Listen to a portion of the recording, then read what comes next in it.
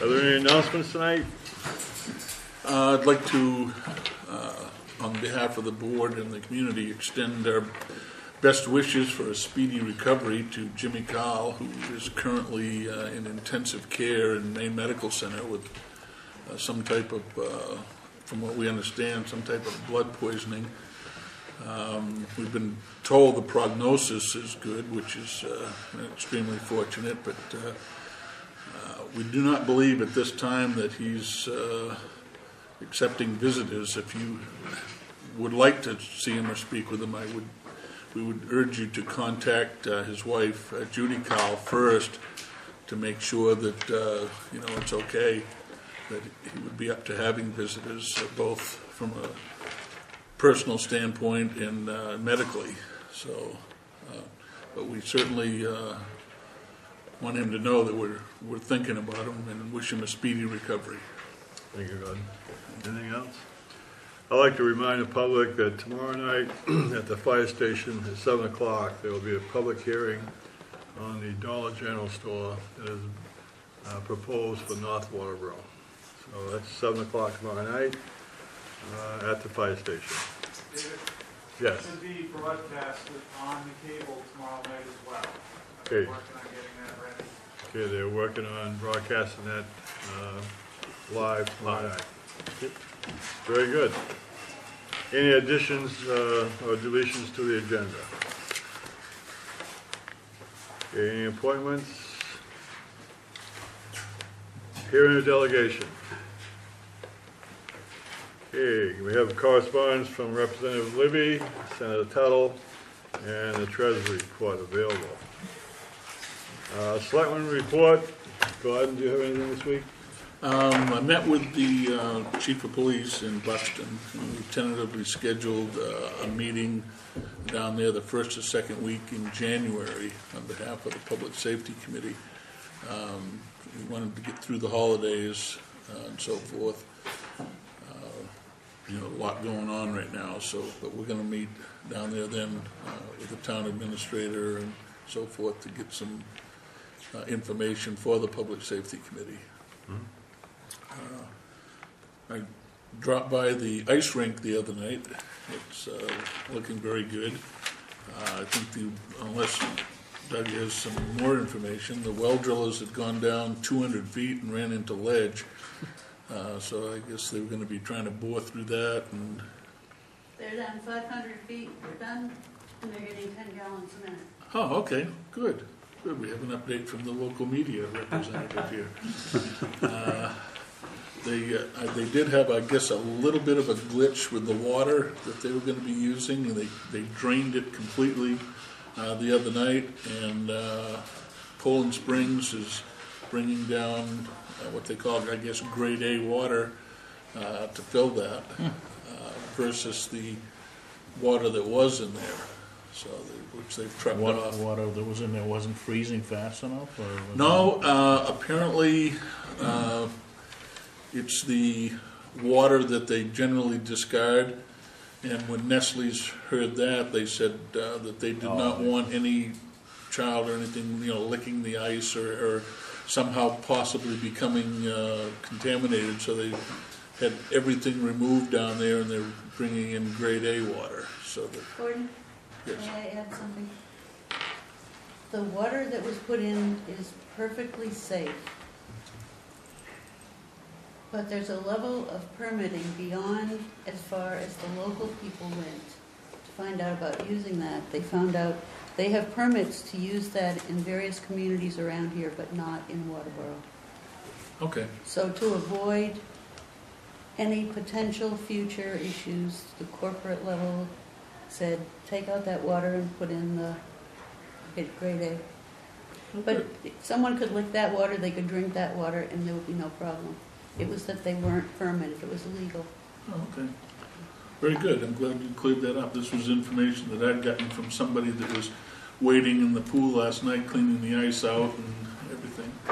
So that's actually better information. So good. Just more recent. Doug, do you have any more information on that? You'd like to maybe give credit to some people that were there or anything? Well, The water's all back in it. It's full. It's ready to freeze. Started cleaning the ice up. David Benton did this afternoon around it. Sandy's worked there all day, getting all the ice out of it, so it's ice-free at this point. The water they put in was 60-degree water, so it warmed it up and melted everything, and now it's ready to freeze again. I think she could give you a better account of all the people that are there. She's taken a lot of pictures and has a list of all the people who was there. It did take some time to make the water change, but we done it in pretty near record time. All right. John? No comments. Okay. Dennis? Good. What's that? Gary, you're up. Thank you, Mr. Chairman. Update on code officer, who's not new anymore, I guess. I have to stop saying our new code officer, Glenn Charette, but just to let the public know, he'll be working here Wednesday through Friday through the end of December, and he starts here full-time Tuesday through Friday as of the 1st of January. Sandra, I'm sorry, Sandra, is that you, Sandra? No, you aren't. You, Sandra? Yeah. Yes, thank you for being here. Sandra Negus is here. Yep. The former coordinator of the food pantry for St. Stephen's, and obviously we've not met yet, we've talked on the phone, but that's it. So That's right. I'm glad she's here and we can have some additional discussion on food pantry issues. A reminder to the public that we'll be closing on Wednesday, December 24th at 1 o'clock here at Town Hall. Town Hall will also not be open on December 26th. And Transfer station, you want to mention that? the transfer station will mirror those hours as well. We've tried to do that and we're holding to that. So transfer station and town hall. The West Road sidewalk bid was awarded. Doug and I opened those up. We had two bids. The bid was for $4,800 from Layton Excavation for this year, and the bid was awarded to them. The other bid was $13,500. Foreclosure activity is progressing well. I've got the list of vacant properties about ready to go to the paper, and I'm hoping that those sealed bids will be due sometime in mid-January. And we had two other properties that have paid in full, so they're going to get their property back, which is a good thing to have. Most folks know the urgent care opened back up. Dave Woodsom and Deputy Chief and the Fire Chief attended that meeting. There were a lot of people there from Southern Maine Healthcare, and we're very glad to have our urgent care back open. Doug and I walked around South Waterboro on a particularly cool day with no mosquitoes a week or so ago, with 5 people from DOT looking at drainage, road slope, and we'll know more whether or not DOT is going to come back this coming season and work on repaving that, changing the slope, possibly making some drainage improvements. And this is the time, if we're going to have sidewalk work done there, it would be the cheapest time to have sidewalk done as part of their project. It's not cheap, but it would be cheaper. I'm suggesting that the Board of Selectmen have a workshop sometime in January with 2 items on it. One would be to talk with our assessor on his 6-month assessment. He showed me a draft report about a week ago that talked about the things he's seen and what he sees going forward. And I think that would be a very good thing to have 30 to 60 minutes with him in a workshop situation. The personnel policy is done with, it's ready for your edits and review, I should say. It's a draft. All the comments from the town attorney are in this document. I've got it for you. I emailed it to you as well as the one from the town attorney with the colored edits. That's in your computer now. We need to talk about probably 10 different issues in there. I need your guidance as to whether or not we keep things as is or we make some changes. We had our sander for our 1-ton truck that had some rather expensive corrosion that needed to be fixed. So Doug did some shopping, and it certainly made sense to trade that in for $1,750. We bought a new one for just under $4,000, minus the $1,750.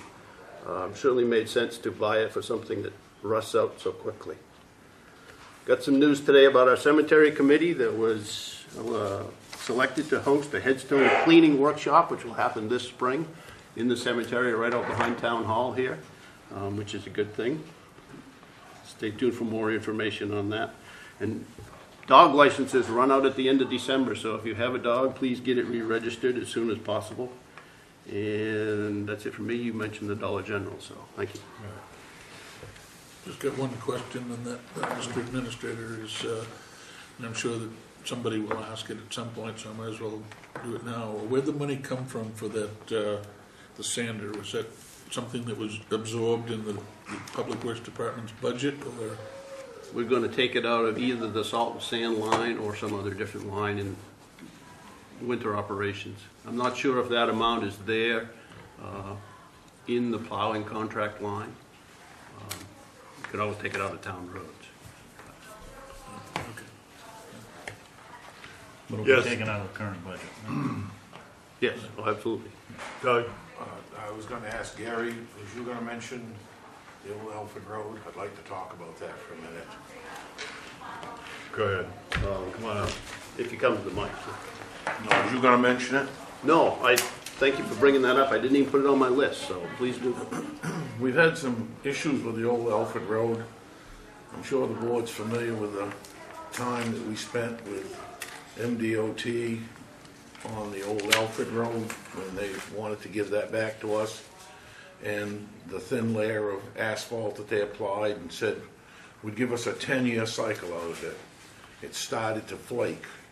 It's peeled up, and I talked to Gary about it. I called Dayton, had them come up and take a look at it.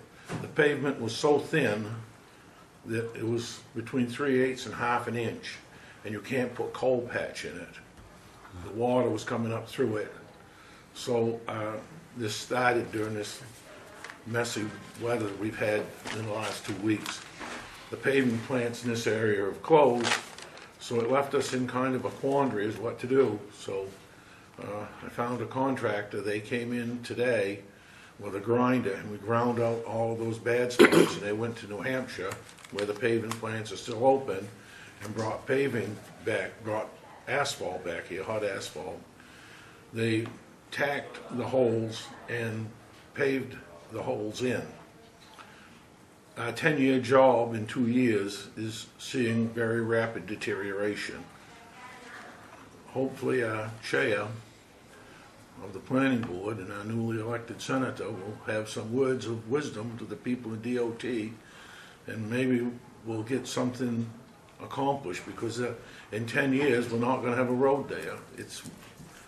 We argued this fact before we took it back.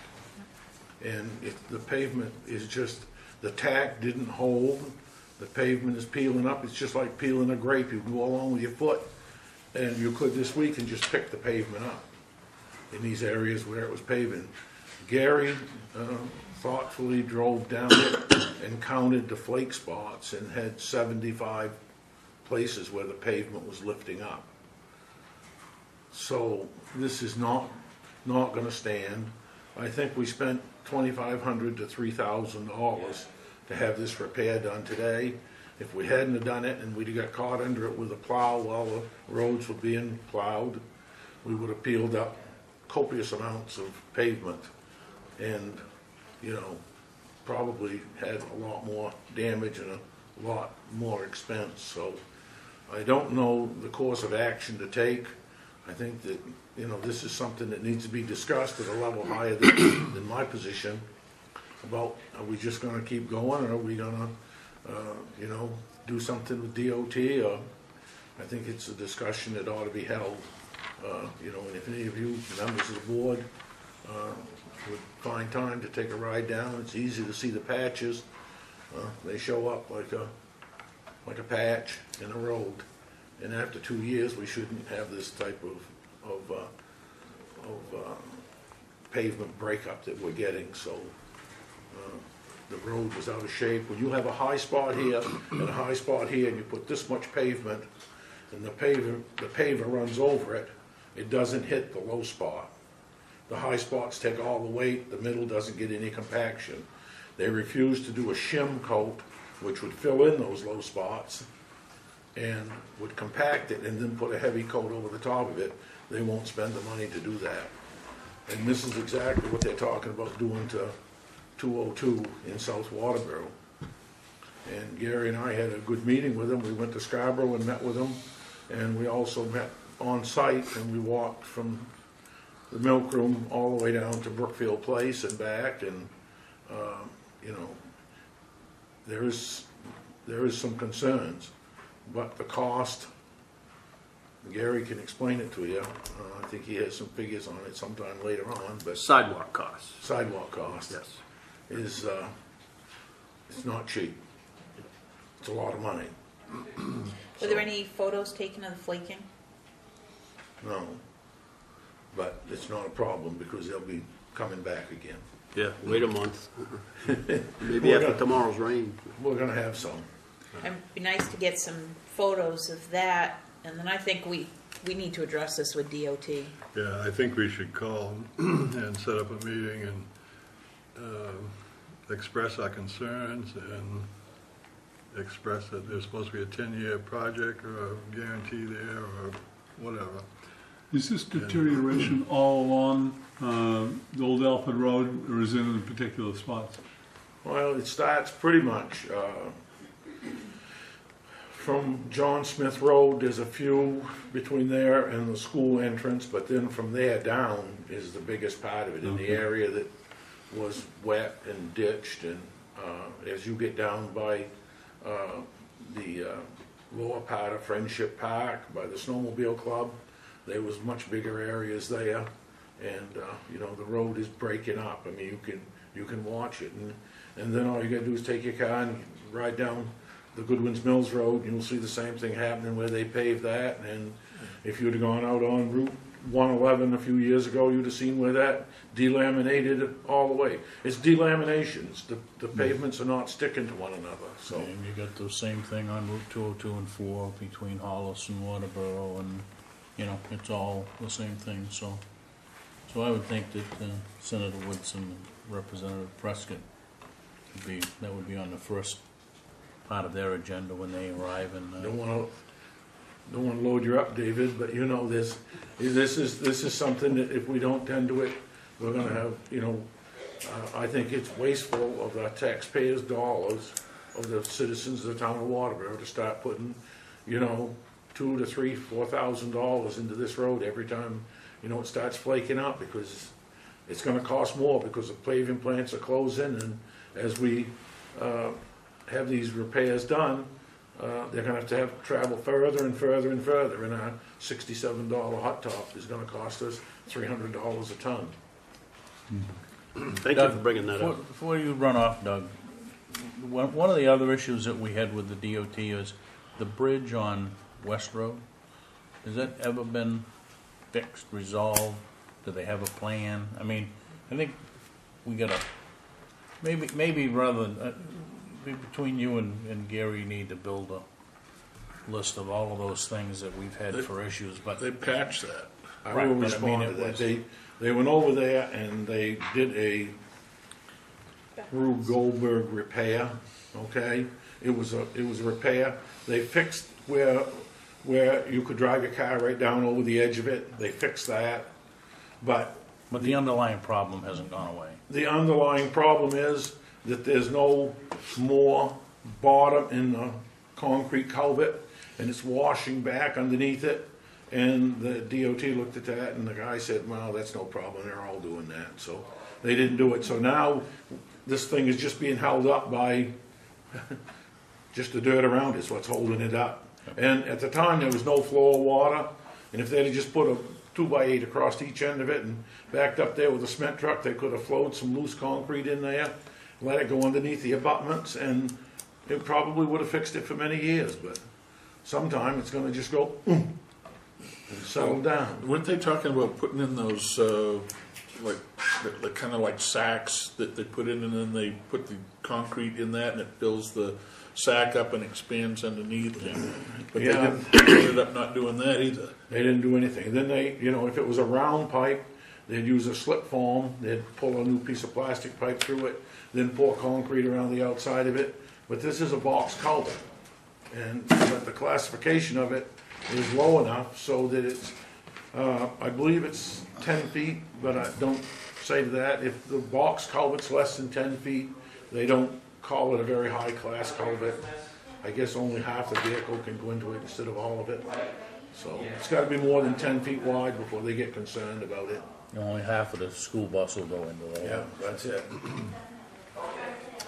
Okay, Is it, Mr. Chairman, would it be a good idea if we were to contact the other boards of selectmen in the neighboring towns that might be having the similar problem? There seemed to be a strength in numbers if we were to present this to DOT. Because I know one of the criticisms last time was that they said that Waterboro was the only one that was complaining about this, and nobody else saw it as a problem. But I think it's more than just our problem. There were four roads that were turned back because of the urban compact deal, right? And 3 towns were okay with it, and we weren't. Well, we'd have been okay with it if we had taken a stretch of 202, right? So, I mean, that's the measurement, right? I think we can send out a note. Would be good. Yeah. All right. Discuss vote to accept a committee's member's resignation.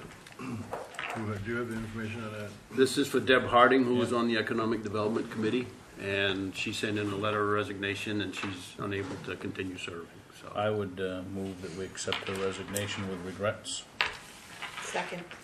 Okay, moved and seconded to accept Deb Harding's letter of resignation from the EDC. Those in favor? Okay. Discuss vote to appoint committee member Tim Foley to the EDC committee. I will move that we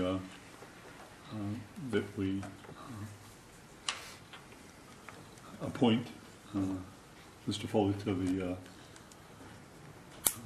that committee. EDC. Yeah.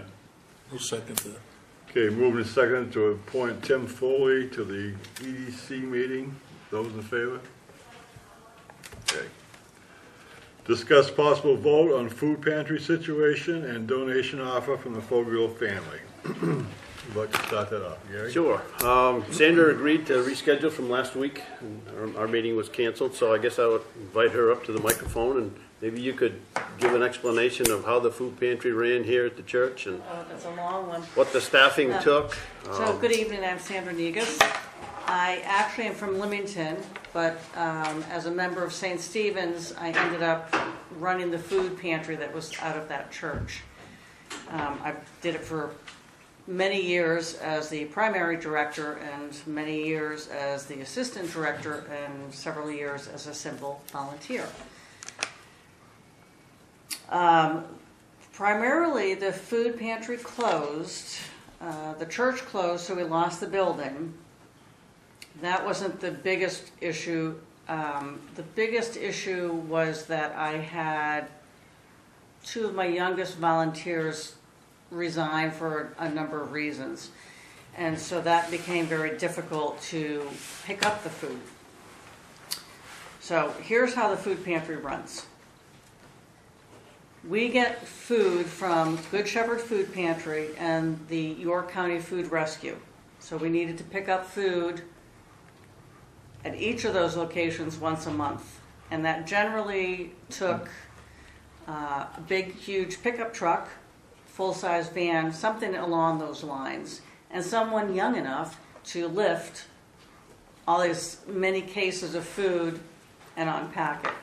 So when we lost those 2 volunteers, with my job being what it is, I was not able to pick up food for a number of months. That's primarily why I decided to close the food pantry instead of finding a new location, because I didn't have enough volunteer power at a younger age. And with several food pantries in the area that were close by, I felt that the Waterboro residents who come to our pantry could still access food. We have about, my laptop just died, so I don't have printouts for you, and I'd be glad to email them to Gary. You can share them with you if you want. But we would serve each month probably about 250 families. That would translate to close to 800 people a month. And the way we ran our food pantry is that you could come once a month, kind of to support other avenues that you had for food.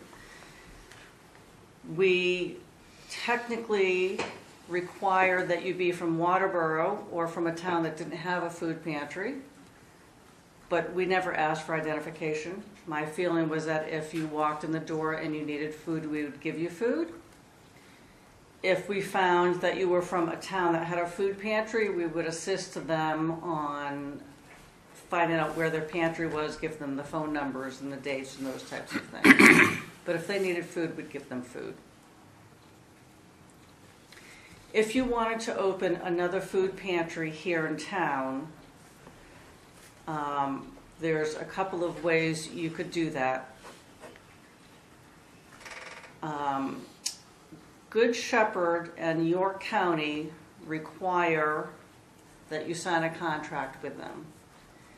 And that contract would be that, I don't have the exact numbers, but there can't be another food pantry within a certain number of miles of where you are for them to support you. They also require that you maintain your records for 3 years. You have to keep track of the number of people that come in, the number of children, the number of seniors, how often they come. You have to keep track of the pounds of food that you hand out, within reason. You would need volunteers who could pick the food up. The food isn't delivered. I do want to say that the businesses and the people in the town of Waterboro were extremely supportive of our food pantry. We were able to have a great food pantry because of the people in this town. We were able to give out quality food and amounts that were really useful to people.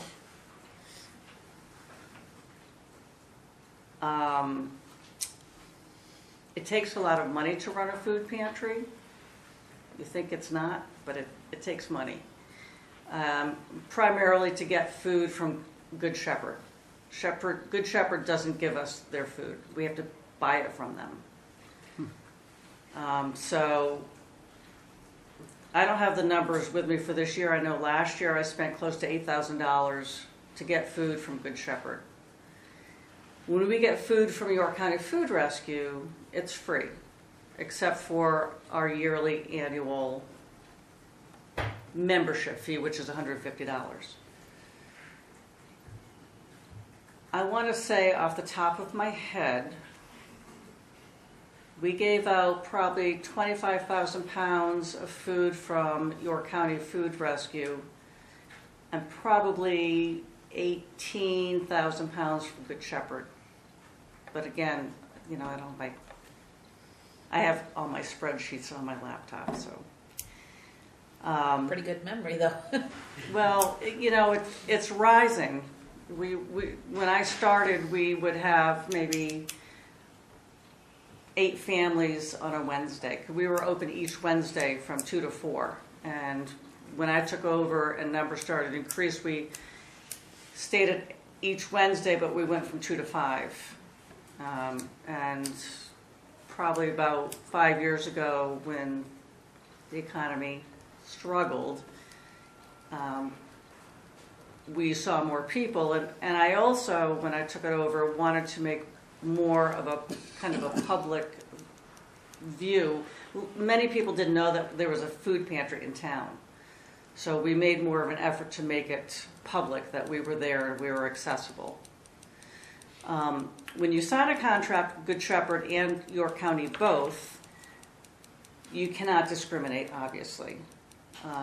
Even though we were based in a church, we could not say anything about, that wasn't a requirement. Not that I would personally do that.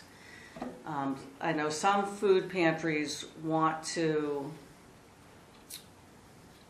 preach, but if you're going to do that, you can't be a member of Good Shepherd or York County. Both of those entities get food from the federal government. It's called TFAP for short. And TFAP requires financial guidelines. And since the term was guidelines, that's what I considered it. So if people didn't fall in those numbers, I didn't care. If they came in the door, I gave them food. We have a lot of working people, a lot of people who work 2 or 3 jobs, and they still needed help, so we'd give them food. So that's it in a nutshell. Do you have questions that I could help answer? I'm not really sure what you're looking for. Are you, do you have any rough estimate on the mileage from one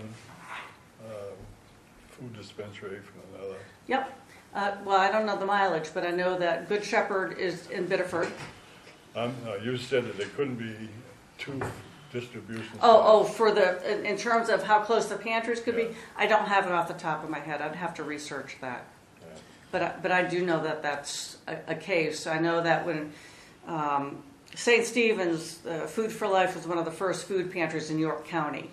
And I know that there was a local church that wanted to start one, and they could, but they couldn't access food through York County or Good Shepherd, so I don't know the mileage. But since you don't have another food pantry here yet, nothing's really changed since Food for Life closed, I don't think that's an issue. And the price that you have to pay Good Shepherd, is that full value or is that a discounted price for food?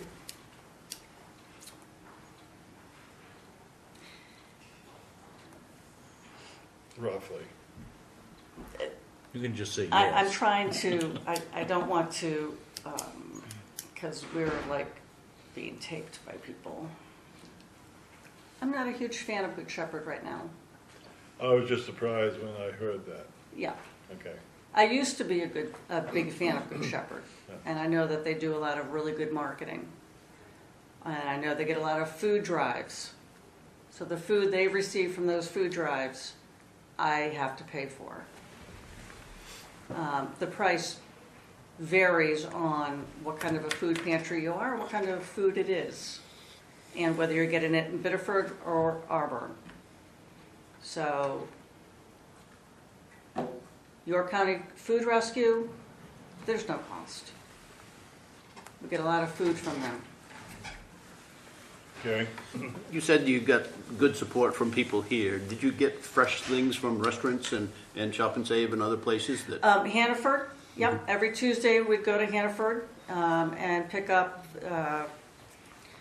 bread, pastries, any kind of fruits or meats that they were able to give to us. Mm-hmm. But again, that has changed very recently. It's a very long, involved story, but Feeding America is a national organization that collects food and distributes it to food pantry.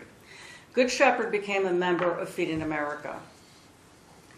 Through Good Shepherd, Hannaford, in the past year and a half, 2 years, became a member of Feeding America. And that changes how they distribute food to food pantries. My understanding is that Hannaford is to give their excess food to Good Shepherd, and Good Shepherd will distribute it. So every Tuesday, the food pantry, Food for Life, would, for years, get food from Hannaford. And then when Hannaford joined Feeding America, we were asked to document every pound, which I did not do for personal reasons. Once Hannaford joined Feeding America, the numbers, the type of food that we got from them decreased dramatically. It all went to Lewiston or Biddeford to get distributed? I don't know where it went. Mm-hmm. I'm assuming that is true. Mm-hmm. But we did continue to get fresh produce and bread that was culled off the shelves. We didn't get as much meat as we used to get from them. Now, when you received, was it a donation? Was it free from Hannaford? Yes. So now the situation changes. If Hannaford gives it to Good Shepherd, We pay then you for end it. up having to pay for Yes. food that you used to get for nothing. Yes. Don't you give it to York County Rescue? Uh, Hannaford? Not, thought that's what Karen told me, not very often. because when I You, talked you would to have to ask Jody this and that about the relationship. Jody gets some food from them, yes. You're talking about volunteers, the difficulty there. One of the things is here that if we create a facility and can't find volunteers, then you got a problem with creating the facility. Exactly. So I would see a source of volunteers that would be another church. And if you Possibly. got tied into another church with a fairly large membership, I'm thinking of, That's very possible. then you might have the volunteers all set through the church. But if we know here, we try to find volunteers to work on committees here, it's an uphill battle. Yes, yes, I know. And it also comes, as I said before, it comes down to age. There's a lot of lifting. Distributing the food is not difficult, but picking up the food, unpacking the trucks, getting it out, organizing it can be a lot of work. And it happens every month. Did you broadcast this within the school system? Because I know that high school students have to do so many hours of community service. We have had some high school students, yes. But again, my difficulties with staffing the food pantry came to picking up the food and delivering it. I normally had plenty of help distributing the food. But it came down to picking up the food. There's, with York County Food Rescue, the pickup was usually between 10 and 1 p.m. once a month on a designated day. Since I can't do that when I'm working, my other volunteers would try to do it, but as I said, one got a job, one goes away for the summer, so there were months at a time when I couldn't get food from York County. Good Shepherd,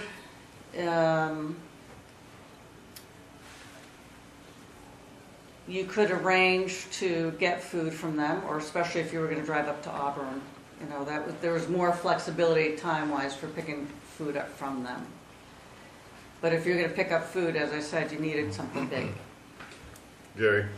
Did you stagger those 250 families to a designated week? You can't have everybody coming the same Wednesday of the month, so.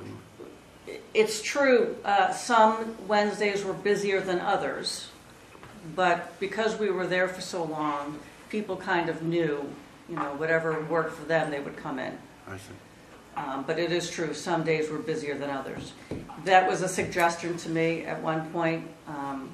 I chose just to let people come when they needed the food, even if it was busier for others. And that worked. Yeah, it's not that we didn't have the food, and like I said, some days were busier than others. Did you run out often? Of food? Yes. Never. Never ran out of food. We may have run out of types of food. We may have run low on meats, or we may have run out of peanut butter, but we always had food. And that was because of the generosity of the businesses and the people here in this town. They gave us a lot of money, and they gave us a lot of food. Several businesses gave, $1,000, $500. Turkeys galore. We used to give out every Thanksgiving complete Thanksgiving meals. Not just the turkey, but everything with it. And we gave out, I think, the past 2 years, like 90 to 100 of those, in addition to our regular food. And that was all donated by, various clubs in town, the schools, the people. Okay, anyone else on the board have a question for Sandy, or does anyone from the audience have a question for Sandy? I'm sure that this town has the support, but as John has pointed out, it's the volunteers it's hard to come by. I have the volunteers, but it's just that they've had a hard time with you in the past, me personally. Yeah. And quite a few others have had a hard time dealing with you personally, so Yeah. that's why they have. We left. Mr. Chairman, I'd like to get away from personalities. Yeah. So, So I do have 8 volunteers that would be willing to work, So, and so that'll be great. And but if, not for you. well, don't worry, honey. Okay, Yeah, don't that's, worry. listen Well, no, up. I'm just You don't need to saying. panic. Enough Yeah. is enough. No. so I see that if I look within a 20-mile radius of Waterboro, I see that there's roughly 29 food pantries. Most of them seem to be attached to churches. A couple of them seem to be communities, and then there's, Salvation Army and Yeah. whatnot. When you say that you had 250 families that were coming in a month, was that unique families, or was it, maybe the same families were coming multiple times? Did you keep track of it as No, unique? Our rules were that once a month, unless they were struggling, in which case I asked them to call me and I would arrange something extra. But that was rare. And the 250 was for the year. So generally, Oh, for those the year, people were once a month. Okay. And I think part of the reason why food pantries are often with the church is because then they don't have to go get their own 501c3, Right. which is difficult. And I've been trying to educate myself about food pantries and the requirements and Yeah. whatnot, and it seems like there's substantial amount of red tape with permitting and licensing and what you can do, what you can't do, what you have to keep track of, and whatnot. Can you just talk a little bit about time-wise, outside of the volunteers that are distributing the food and whatnot, time-wise, what are you looking at realistically for somebody to actually manage all of the paperwork that goes along with it? And what did that look I like? understand what you're asking. It's a lot. And that's another reason why I chose to ask people to go to Alfred, because I just don't have the time to do it right now. There is, so every month you have to keep, as I said, you have to keep track of the families, the number of families that come in, the number of individuals in those families, the number of seniors, the number of children. Those numbers have to be reported every month to York County because that has to go to the federal government. You've got to keep track of each family when it comes in. You've got to keep track of the food poundage. And I would be glad to send you my spreadsheet when I get my laptop back, because I kept track of all that, and you can see what's involved in that. You got to keep track of all the money. You have to be able to document it. You need to keep track of your donors. You need to make sure that you send them a tax exempt form at the end of the year so that they can utilize that donation. In terms of hours, I can't answer that, but it is a time-consuming task. Gary? How many of those 250 families were from Waterboro? Do you have any idea? I would say 99% of them. Oh, really? Thank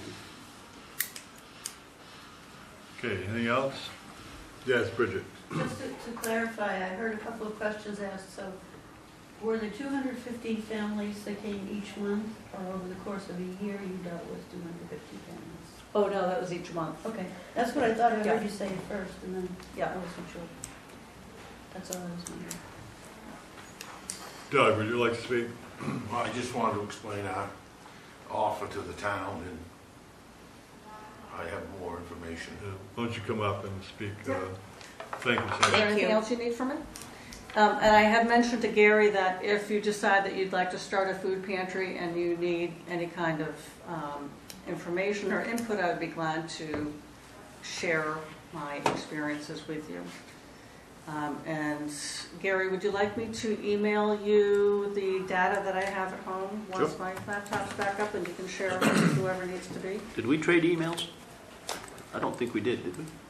I don't know. We called each I don't other on the think so. phone, but there it is. It'd be great if you could send that. All right, and we'll send you what I have. Yep, thank you. Thank you for coming in, Sandy. You're welcome. Thank you. Doug? Well, I just wanted to give you my pitch again, you know. We offered to you know, do the groundwork and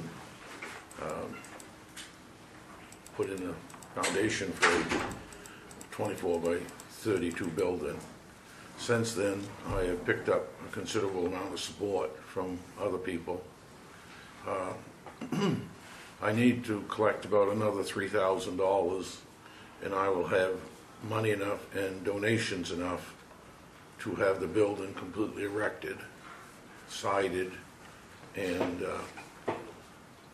it would be a shell. There would be nothing inside it. But that would be the foundation, the walls, the roof, sided, and ready to go inside and do the electrical and the heat. And it was never my intentions to get into the political mix of who runs it. It was to provide a place for this to happen. And I think it would take a little while, but I think that once you got a building up, some of the businesses in town said they would continue to support it, and there seems to be a need. So our offer stands. If you're interested, if you're not interested, that's all right too. But it does seem like there is the need for it, and it was something that we could start next month and have the building up and framed, and so that it would be ready for the next phase of work. And of this, there's been some people say to me that they thought that I had indicated something about town staff, and there's no town staff, there's no town money. This is all donated time and donated money. A house building crew has been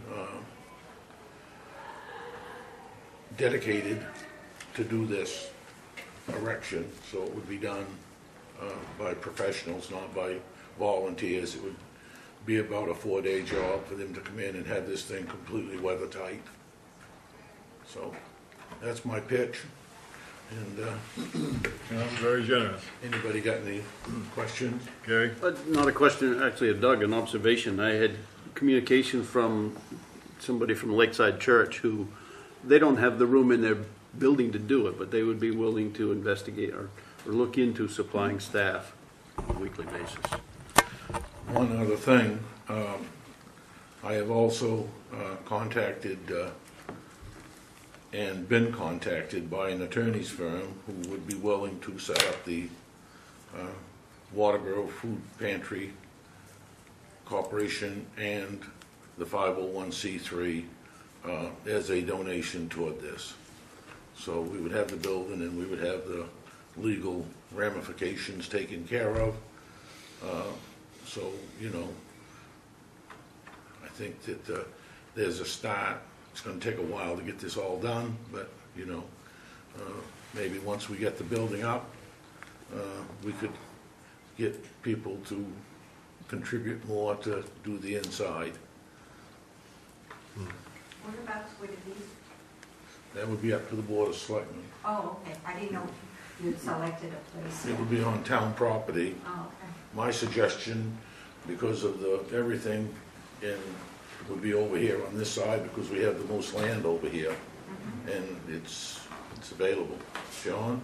Yeah, who would people that wanted to make a contribution send this to? Would they get in touch with you?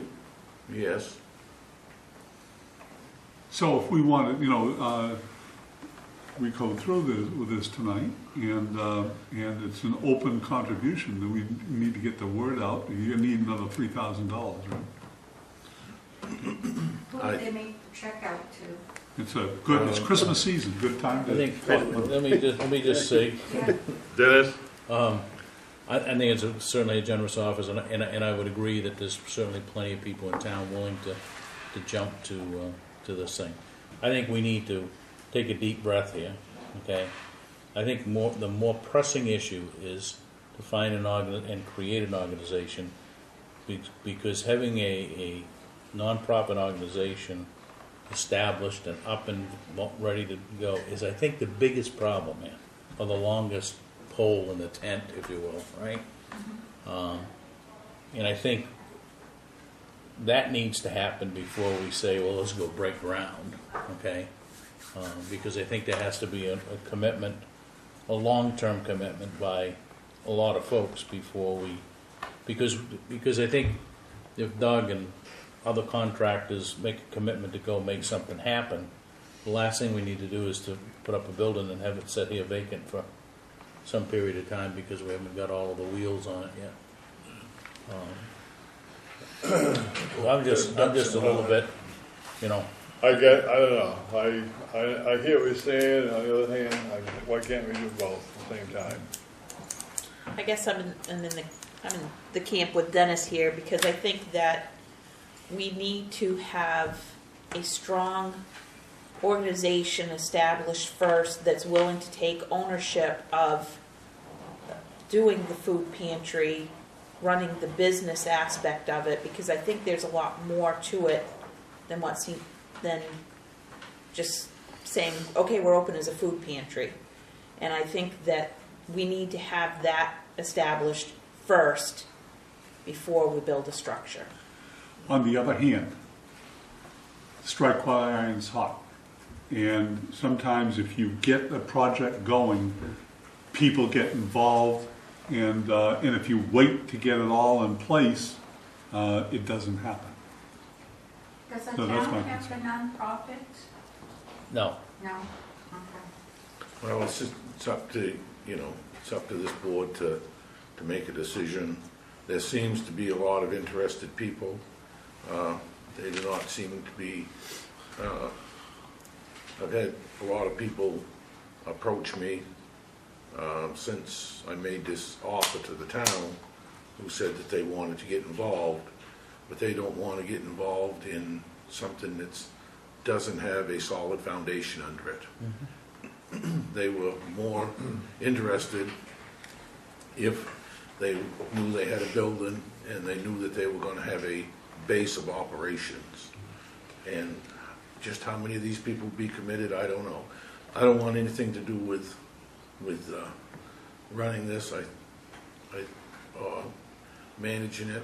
I think that in a short period of time you could have your 501c3 set up, and I have not asked anybody, people who have come forward and offered have come forward and offered, and so far the services that would be rendered, whatever money went would be paid directly for materials and stuff like that.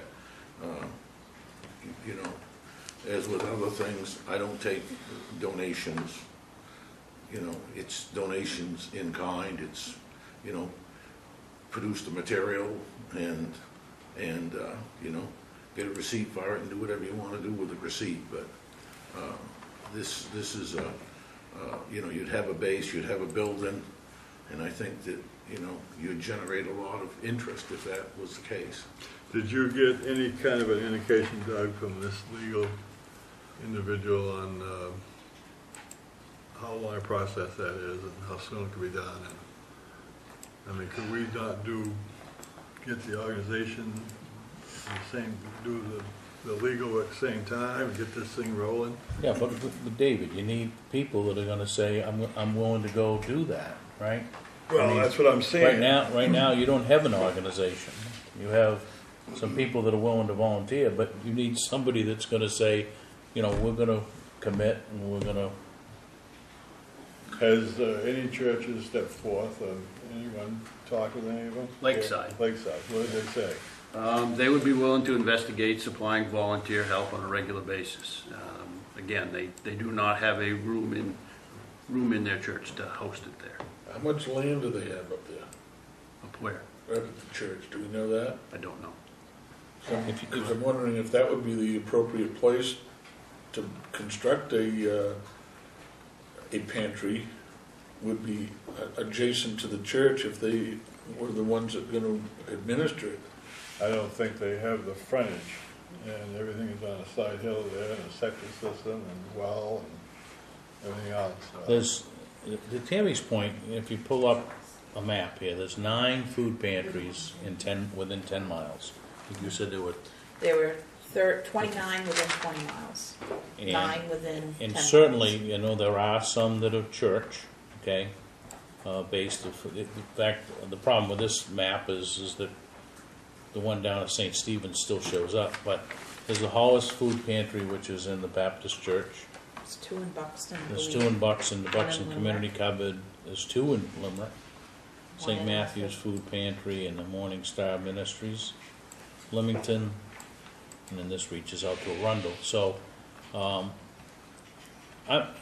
think what concerns me, and I think that certainly there's when you're talking about the numbers that she's talking about, that's 10% of the population of the town of Waterboro. So that concerns me that we've got 10% of the population that need food on a regular basis. Well, so what's your point on there's 10 or 29 different food pantries in no, town? but what I'm saying is that right now there's certainly opportunity for them to reach out to other food pantries. I'm not saying that should mean that we don't do anything.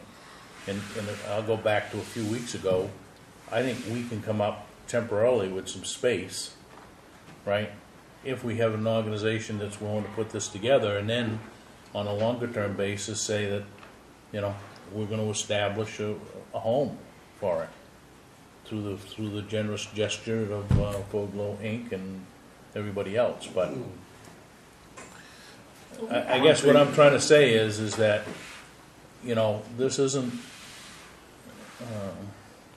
There are ways that we can work around this and work up and put together a good sound plan to make sure that we have everything in place. One thing that I will tell you from programs that I'm familiar with is, although the economy seems to be doing better, businesses seem to be doing better, the need this year has hit a higher than we have had in many years. So it appears like things are not going, for the people who are struggling, they may not be getting better. So I can tell you that from direct knowledge. So, you know, the other thing in response to Dennis's thing about North Waterboro is that, you know, this is the more centrally located area. So you get people from all over town, and you're more centrally located here than you are. And I mean, I've heard said that they moved their food to Alfred, but you know, for people who live in North Waterboro, that's a ride. For people who are elderly, sometimes they have trouble getting to these places, and that's why I thought right here at you know, would be the most centrally located place that you could put one. So it's just a thought. Decide what you want to do. Let me know. That sounds good. Yes, ma'am. Would you? I'm Cleo Smith, and I worked at the food pantry for 4.5 years. This is Dick Bateman. He worked at the food pantry for 26 years. And we have 8 volunteers. I'd be willing to be the coordinator. I don't have a problem with that. John Gilmore says he'd be willing to do the paperwork and like that. And we'd like to have a committee so that everybody's assigned a different job, so therefore it doesn't all fall on the same person. And like that. And to train the volunteers how they're supposed to be taking care of the pantry so it's kept clean and all this type of stuff. And also, what we ran into as volunteers is a lot of single parents. We get out of work at 5 o'clock in Portland, couldn't make it to the pantry, so we'd like to have like once a month, have the pantry open, like say from 4 to 7, to allow for these people that are working, that really need help, that once a month they could come that night and get the food they need, and like that. There was different things like that, and we'd be willing to coordinate different things to raise some money. I did that for the food pantry before. I got cards, I got freezers, I got, what was it, $800 from General Dynamics and like that, which we wrote letters, I did, and asked for help, and they were very generous. Now, how many people do you see being involved in this? Right now, I haven't asked anybody, just the people that heard me say that I'd like to get a pantry going. We've got 8 so far. And I haven't even talked to a lot of the other people that were at the pantry before they'd be willing to work again. And we haven't even had a chance to touch bases with anybody because I wanted to wait to see if we had a place. Because that's the first thing, is to have the place, like you say, and they have the 401c and all like that. What was your staffing level for over at St. Stephen's? What was the staffing level? Yeah, how many people did you need to operate? Just 2 to give out the stuff and another 2 to pick up the food and sort it. So you have 8 now and you already really need 4? Yeah. Is that what you're saying? Well, the thing of it is, the beauty is you get, like, I would aim for 20, so that way they work just once a month so they don't get burnt out. You train them all, so that way you ask them, okay, what would you like to do? Would you like to sort the food? Would you like to give it out? Would you like to pick it up? So they're doing something that they rather do rather than telling them what they're going to do. And then you only have them work like once a month, so that way they don't get burnt out. And you always have staff just in case, like say for instance, one says, well gee, I have something coming up, I can't work that day. Well, you have a secondary person that can take the place. When I worked in a pantry in Florida, that's the way we did it, and we had very good results that way. And the thing is, I'm also a master gardener, and we did get a lot of donations from the master gardeners that we used to go glean the different gardens and bring in fresh vegetables and fresh fruits to the pantry. Yeah, I think That I the personally garden here gave, what, 2,500 pounds of vegetables? Not this year, they didn't give any this year. Or the year before that, I guess was. Yeah, the year 14,000. before, yes. Yeah. Yeah. And Chris Paquette, he'd had us go to his place, and we got tomatoes, beans, all kinds of stuff that we went and personally picked. Dick, you have anything to add? Okay. Just to say that we had hoped to keep going over in the church, which had been sold, and we kept it going until the end of August. And then the new owners of the church changed their mind. They're going to set up a restaurant, and they said we couldn't stay. So that's why we're looking for another place. So do you feel that if this building was built and everything was organized, that you have the manpower, the woman power? I believe we would, yes. Would you be Because- willing to file the 501c3 paperwork and become an entity? Well, If I had the help, yes, because I wouldn't know how to go about it. With the help, yeah, I wouldn't mind. You know, there's got to be an organization first, and then that organization has to apply for the 501c. I don't think it's a long drawn out affair, but you have to have those pieces in place. Right. You have to have I've done a 501c3, and you have to have officers, you have to have a business plan basically, you know, what the organization is, you have to have bylaws, and it takes about 6 to 8 months to go through the process. Oh, wow. I didn't realize it took that long. It's a lot of work. It's a Yeah. lot of work to set up a nonprofit. Well, I mean, as far as electing officers and a description of the mission, et cetera, that is not that time consuming. I mean, the legal work is time consuming. Doug has an attorney that's going to do it, so. Yeah. I mean, Well, Yeah, you get it done That was through working with an attorney. yeah. Because the attorney still says, okay, you've got to create bylaws, you've got to do this, and things have to be within the confines of the law. And I'd like to see a pool of volunteers. I've said this about 3 times now. The 8 people that you have may be great for this year, might be good for next year. 5 years from now, may not be. So if I would like to see a church like Lakeside get involved, you have a pool of volunteers, you have an organization there that can spin off the 501c3. The 501c3 may be needed to get that next level of giving, because people want to, when they give the money, they'd like to be able to get a tax exemption. Now, on this here, they get some wonderful people that are ready. You might be able to get the shell up, but getting the equipment inside is going to be just as costly as the shell. Then you need the 501c3. If I want to give X amount of money, I'd like to be able to get a tax exemption on it. Well, So I think that some of this stuff can go simultaneously. I think you can start building here if you have an organization that is moving toward getting a 501c3, and you have a pool of volunteers that's not possibly going to be gone in 3 years.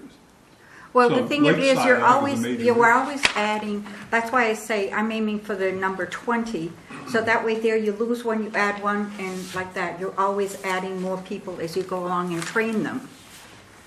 So they I know. mean, you have a building that you're building for 50 years, or 25 or 50 years, or whatever. Right. You want a volunteer base that you say, we're good for 10 years, we know. Not going to say, oh, gee, the people that are really interested in it now aren't 3 years from now. So I'd like to see this happen. And I think it can happen. I don't think you have to wait for the 501c3 for 6 months before you do something, And get it build going. something. I think you can do those together. A question, when I was with the community garden, we got people to donate their work and so forth, and they got the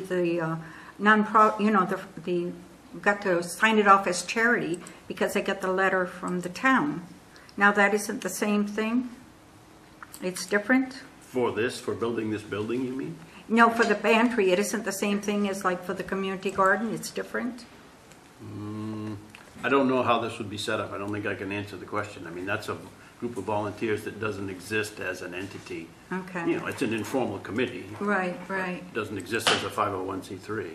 Okay, because I know, because I got different people to volunteer, like their work, like the plumber and all like that, and they got a letter so they could claim it on their income tax and like that. Yep.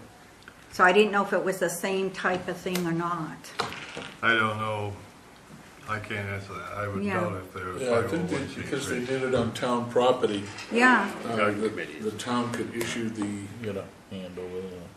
That Christina might community have- garden committee was a town committee. right, So the donations that they collected went through the town books. exactly. Right. Couldn't the But this pantry is- be the same thing?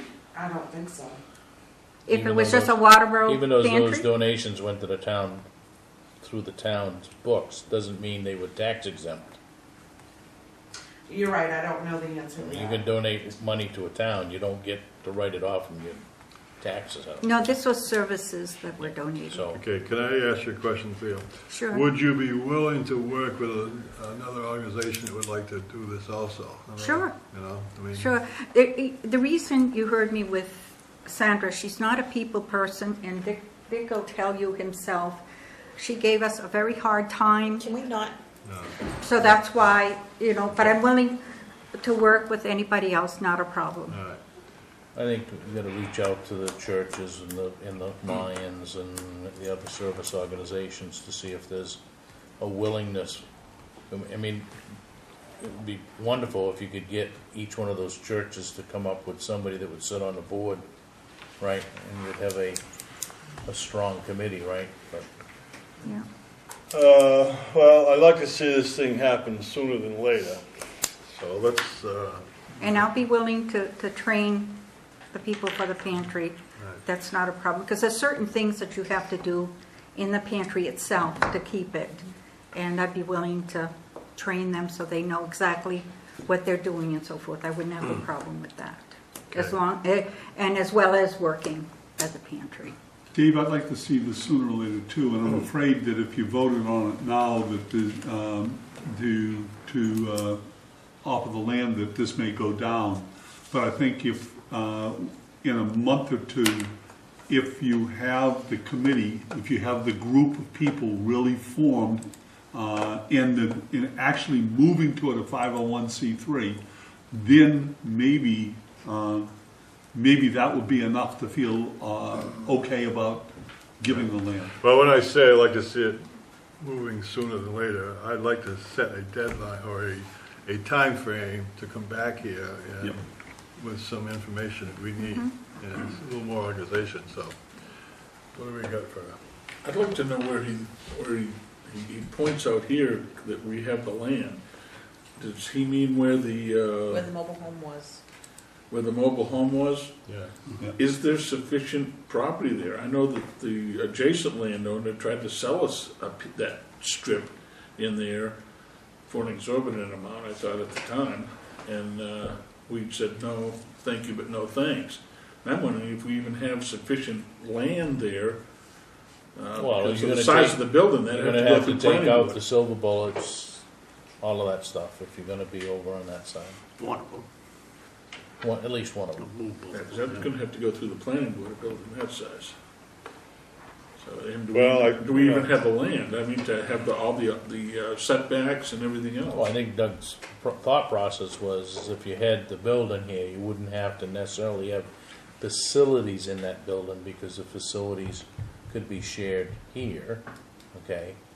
But, You still would need water. yeah, I mean, I think, Yeah, you gotta have electricity to run those Electricity and coolers water, and yeah. the lights and, yeah, And somebody's gotta pay for all that stuff. yeah. yeah. I could get the plumber donated. No, Yeah, but could but you you're not pay gonna the get monthly? CMP to donate. No, no, I mean, unfortunately. that's the thing, No. there is a cost There's a inherent with maintenance running cost, this. yeah. Sure. You're gonna have the refrigerators, the freezers, the electricity, Yeah, you have to have a CMP bill, and what, who's gonna pay for that? There's Yeah. good, probably some kind of phone service, you know. all right, enough talk. Where are we here? Looking at in January, Jerry, for, Well, we meet 13 and 27. all right. Let's say 27th. Of January. Yeah. We'll meet, we'll have more answers. okay. And hopefully better organized.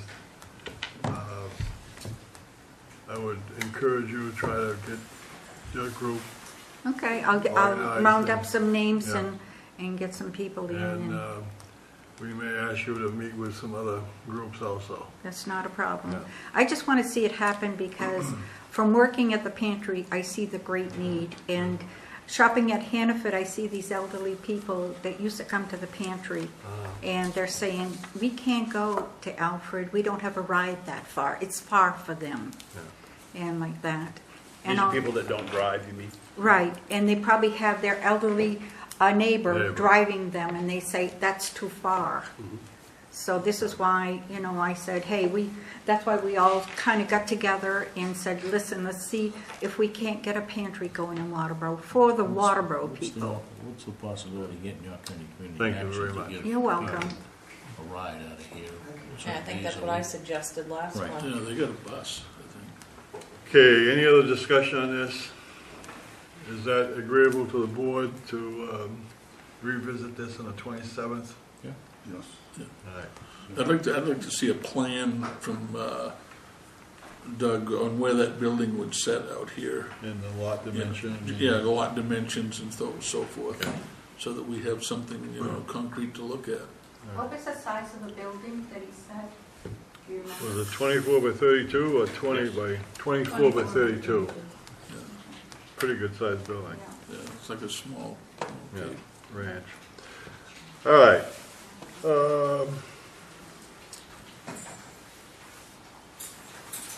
Discuss vote to authorize the town clerk, deputy town clerk, or both to sign one day's caterer's liquor licenses instead of the board of selectmen. Well, Mr. Chairman and Board, I don't know if you've ever done this before, but have you ever seen this before, you? Yeah, To authorize somebody? yeah. Yes. It was a catered event a couple, 4 or 5 years ago.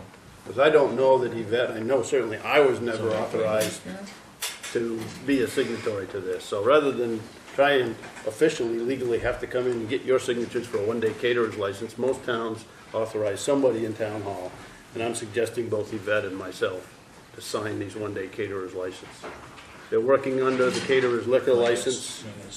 You know, they're usually a business that's insured, or they wouldn't have that, so that's the reason it's before you. Discussion? Questions? I don't have an issue with that. There's going to be a fee attached to that, I'm sure. You can make one. I mean, we haven't been charging anything. I think most municipalities charge for a, caterer's license. I think that's true, yeah. You know, I think that that's at least a revenue stream that we should explore. Yeah, because my guess, and Tammy and I just mentioned, that I think we've had one. Yeah. Okay, and it was a wedding or something, it was a one-day catered event. My guess is that there's all kinds of them going on without our knowledge. Because it's somewhat convoluted to come in here and get one from the town fathers, so I would be more than supportive to have them come in. If it was easy, they'd probably come in and get them. Did you have a fee in mind, Gordon? Do you want us to check around? I'd kind of like to see what the other communities are doing, so that we're at least, comparable to those. Christina? I was just gonna add that the two communities I've worked for, other than this one, charge $10. Who was that again? What communities? That's really cheap. I mean, that, Yeah, so that was, Well, we don't need to settle a fee in order to authorize the town clerk and deputy clerk to do this. I would move that we make that authorization. I'd second it. Okay, it's been moved and seconded to authorize the town clerk, deputy town clerk, of both to sign a one-day caterer's liquor license instead of the board of selectmen. A little discussion. If it hasn't been really used in the past, why do we need it? Is it just another rule and well, we had one. regulation? And I mean, It's a state law that they have to have one. Yeah, you're by supposed to. God, we gotta have it then. And as- You're supposed as to a be doing representative of the state, I'm trying to do away with the law. There's a new reverence for state law here. Well, that's another one on this agenda to repeal. Oh, just seems like it. I mean, you want to breathe, but get a license. All right, it has been moved and seconded. Those in favor of the motion? Those opposed? 4-1. Well, there's gonna be trouble in Augusta. We'll talk about a fee later. I guess. Yeah, I think when we find out what's, Okay. Okay, I'm just going to throw out here, Gary had a note here, talked about the workshop, talking about new business here, but probably getting ahead of myself. I know for a fact I'm not going to be in town on the 6th, but I think I am quite sure on the 20th, so if we could plan that workshop for the 20th. Okay, is the board okay with both assessing and the personnel policy for the 20th? sure. I mean, that, yeah. I like that. Okay, thank you. And what time? 6 o'clock or? Earlier the better. Up to you. What time can people be here? 5:30? 5? Yeah, that's fine, 5:30. 5:30? 5:30? Okay. 5:30 Yeah, on the but what day? 20th. The 20th of January. Oh, okay, I was gonna say 20th of December, I don't think so. Okay. Okay. And may I? Yes, you may. I'm passing out a copy now of the version through today, that most of it is black. There's a couple of red questions in there, the things that I've raised that we'll need to talk about, but I've incorporated the town attorney's suggestions in there and changes. This is a And personnel policy? yes, in your computer, you have her red and blue and maybe one other colored version that you can look at for reference if you wish to, but I didn't want to burden you with that. At Okay. least it's codified too, that's good. All right. That is the old business? Or is that just, is there any other old business? What's going on Friday night? Friday night is the night to shine by our great committee here of selectmen. for the dinner and appreciation dinner for the committees and employees of the town. Is that correct? Mm-hmm. And it's going to take place at what time, John? 5 o'clock? 5 o'clock, 5 to 7. 5 to 7 at the Waterboro Fire Station, and invite everybody who has done something or thought of doing something for the town. How's that? And this year, we're gonna have Pete Turgeon's meatballs. And Yeah. Pete is a professional. He is not just a fireman, but he also is a chef. So Pete's personal meatballs, I'll be working on the sauce and be sous chef of the meatballs this year. Christina, what are you good at? Well, I've got everything organized as far as paper goods and favors, and Gary and I have talked about door prizes. Two things that we still need to decide on, who's doing what for are beverages and dessert. Well, you don't want me in charge of the beverage then. Beverages, Yes, you do. I usually buy the beverages Oh, okay, so you'll at cover that. Hannaford. I'll talk with Gary and get a Bottled card. water. And I go down, yeah, I get Okay, and then, the yeah, coffee. some Christmas cheer, right? I don't know if the captain was there last year. Okay, And then the desserts, are you doing desserts too, John, or? No, I haven't. what if we I don't do dessert. would, Usually, last year I just ordered some trays from Hannaford's that had the mixed pastries on them. I ordered 2 of those, and we picked those up at Hannaford's. My daughter's having surgery on Thursday, so I might be home doing mama duty, so I don't want to commit to picking anything up and not be able to. I thought you made those pastries. Oh, yes, I put them I in the will refrigerator. take care of the desserts. How's that? Okay. Okay? It'll be Sounds good. a Ridge Runners dessert night. Who's buying the other stuff, the pasta and salad and other?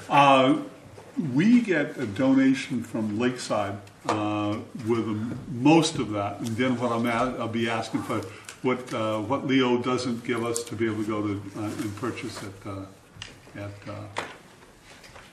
Okay. Hannaford. So usually there's a $100 worth of purchase at Hannaford's or something like that, but Lakeside gives us a lot of it. We need to get. I think they give us a lot of the Hamburg. We'll get from Lakeside, or rather from Hannaford. We'll be getting some of the pork to go with the meatballs. That's what happens when you get a professional chef. He needs pork. Well, I heard there was almost a feud over there between who was going to do the sauce and who was going to do the meatballs, and I wondered how that's cleared up. I'm sorry you did too. All right, I think you're all set on that. Okay. Discuss and vote to approve the minutes of November 25th regular meeting. So moved. Second. Okay, moving second to approve the minutes of the November 25th meeting, 2014. Those in favor? Okay, I'm going to abstain. okay. I don't believe I was there. that Thank day. you. 401. Any pending decisions? Hearing none, week's action list. We do meet a week from tonight. It's not much on the agenda for the moment.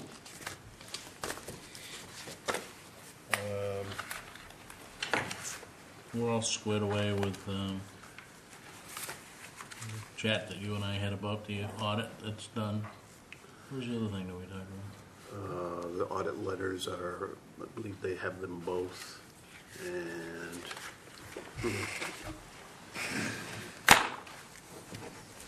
the lagoons, DPW, did we talk about that? We did talk about that, but I'm not sure that was it. I don't know, Simon, I would- Can we I review was that absent, next I week? think, that day. No, we gotta wait for No, owner. wait a minute. It wasn't. That's Woody's. That was I would like to, concerning the public works garage lagoons, I would like to sit down with DEP. Okay. Excuse us, please. Go ahead. I would like to sit down with DEP and Doug. Doesn't have to be before we talk about it here. You've got the report in your computers. It's 487 pages long, if you take all the appendices with it. We can certainly chew it over here if we want. But I thought Owens was gonna like put together the short version. Yeah, Well, I thought the so too. DEP just sent their version of the report to me this afternoon. So, and I forwarded that to Owens. So, All right, well, maybe that, we defer that to January, but I would think so. I'm ready to do it now. Could we, do you wanna get a letter off the DEP, to form on these roads? And what? DOT, you mean? DOT, I'm sorry, I think you gotta compile the list of Yeah. things that, yeah. Yeah. Old Alfred That's Road that. is, we're just seeing the start of the problems with Old Alfred Road. Yeah, we can try. I mean, I know what their answer's gonna be, but. Yeah, I mean, there's, Well, they showed, I think, a strong disinterest the last time we yeah, had and any the more we, and the communication. more letters we sent to them, they showed even stronger disinterest. But I don't think that that means that we just stick our head in the sand either. I think we need to document Oh, it, no. and we need to make them aware of what the problem is. Yeah. Yeah, we need to establish I that guess- paper trail. so- Yeah. Before you send it off, let's sit down and have a discussion. Okay, all right. And I also learned from Doug that when we took that road back, we took it for routine maintenance, but not paving and reconstruction. The the So let's road build is, right, the road is still owned by the state. I mean, they couldn't have been clearer with that. We're On responsible for maintenance, plowing and maintenance routine maintenance, we're responsible for. and the plowing. Any reconstruction issues or those kind of things, the state is still ultimately responsible for. So why should we worry about it? We'll just plow it up. Yeah, that's for sure. Well, if you Because they could say remember, it's not a if you reconstruction. remember, road. it was only because we were jumping and waving our arms and screaming that they put the skinny mix on there to begin with. I think we gotta at least put them on notice about the problem rather than just dig it up. Give them a chance to fix it, and then if it didn't work, then Well, too late. plows down. Well, there'll be others soon. By the way, that's all correct. Yeah, I mean, Especially after tomorrow. this is just I mean, it's not just Old Alfred Road. This is a strategy that the MDOT has taken that is it's just a failure. And you can drive any road around that has been paved recently with the skinny mix, and they're all spalling just like this. Well, I am very impressed with the roads around the Capitol. They're beautiful. Or, The roads around the Capitol. or in Aroostook County. I mean, I drove to Belfast last night, and it was like a super highway, Yeah. all the way. And you go the other way, it's the same way, so maybe we can get on the inside track here, Dennis, how's that? Yeah. John Martin used to be able to get money for Aroostook County on Route 11 there, so Yeah, I would say Dave Woodson ought to be able to get some money. I think so, huh? Yeah, I want you to practice holding your breath. Okay, anything else for next week? If Mother Nature plays her same trick, we probably have another storm, so. Yeah. Any other agenda items? You want to have a meeting later this week to see if we even need to meet? Yeah, that's what I'm thinking in the back of my mind, do we even need to meet? Well, we have to meet twice a month, though. Yeah. Well, we could meet next Friday night, this Friday night. I don't think that qualifies. So we get. If we post it, We'll at least have to come in and they do will come, right? All right, maybe a even stop. though it's a call. Any items needing signature besides what we just did? No. Okay, a reminder again, tomorrow night is at 7 o'clock at the fire station is the public hearing on the Dollar General that is proposed. Can I make a suggestion with regards to next Tuesday? Why don't we meet the 30th instead?